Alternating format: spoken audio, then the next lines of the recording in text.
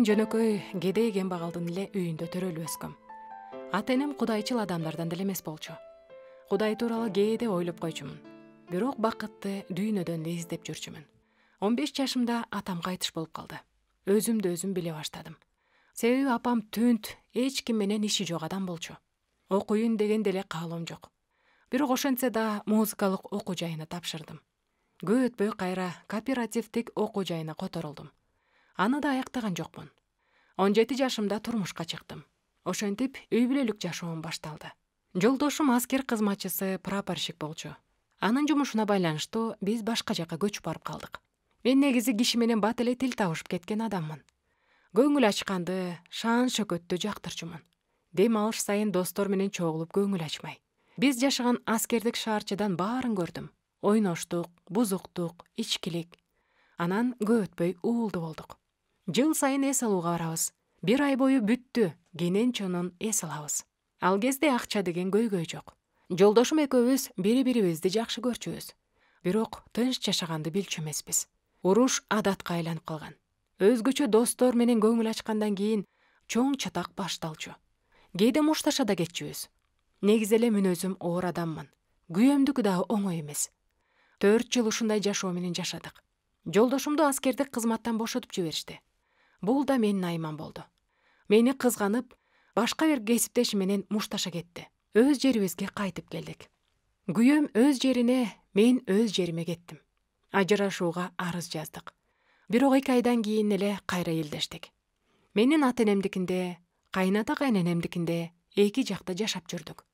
2 жакка тең батпай койдук. Кайда болбой эле уруш жаңжал. Акыры өзүнчө жашамай болдук. Айылдардын бирине келип токтодук. Шаан шөкөттү сүйгөн мен бул жактан да отуруштарды калтырбай барам. Айылдын жашоосуна, жумуштарына көнө алган жокмун. Кылаарга кызматым жок, бош элем.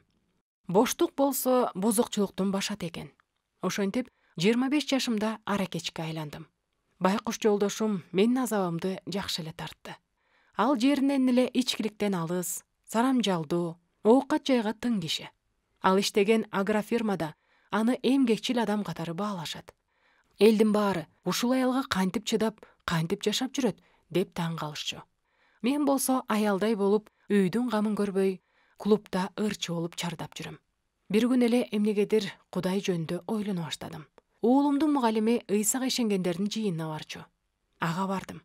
Ал мени чогулушка ээрчитип барды. Барган күнү эле тоо кылдым.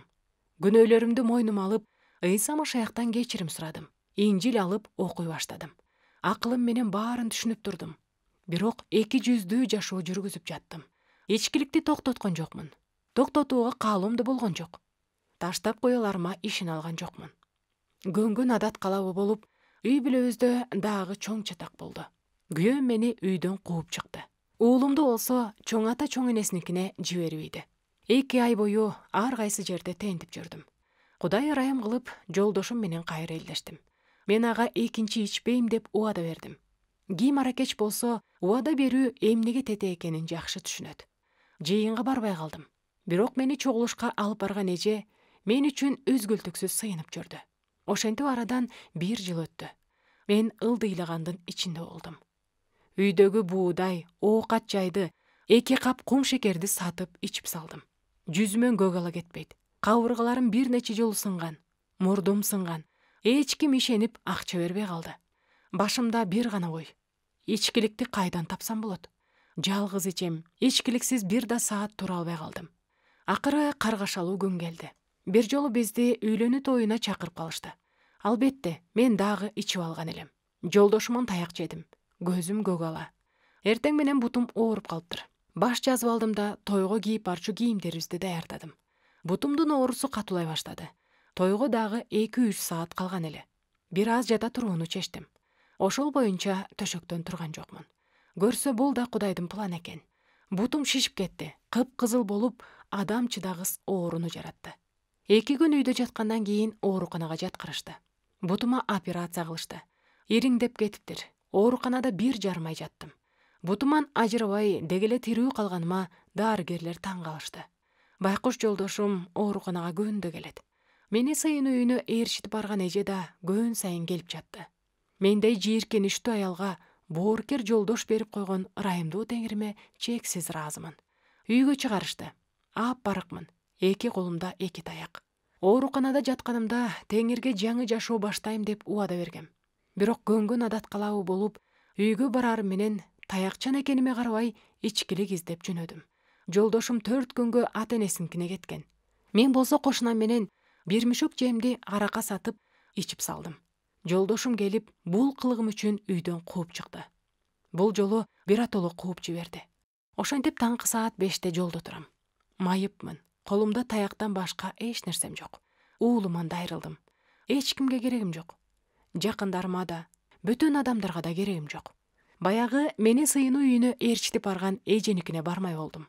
Ал мага Кудайдан башка эч ким жардам бере албастыгын айтып жатты. Чын эле мага теңирден башка эч ким жардам бере албастыгын түшүнүп, Кудайга акыры кайрылдым. Эженикинде болгон 3 күндүн ичинде Кудай мени кабыл алып, кечирип, тазалады. Сыйындым.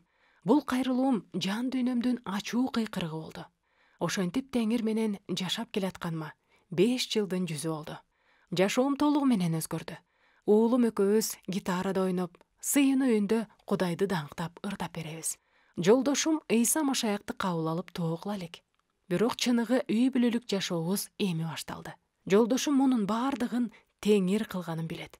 Ал менден канча ирет суранды. Айласы кеткенде сабап да көрдү. Бирок мени өзгөртө алган жок. Теңир болсо мени өзгөрттү. Анткени ал менин жаратуучум. Буттарым толугу менен айыгып кеткен жок. Таяктын жардамы менен жылам. Теңиримди, куткаруучум Ыйса Машаякты даңктап келем. Угарман, сиз кандай гана күнөөнүн кулчулугунда болбоңуз, теңир бошотуп кое алат. Мен муну өз башыман өткөрдүм. Аял кишинин аракештиги айык кыз деп коюшат эмеспи? Бул туура эмес түшүнүк.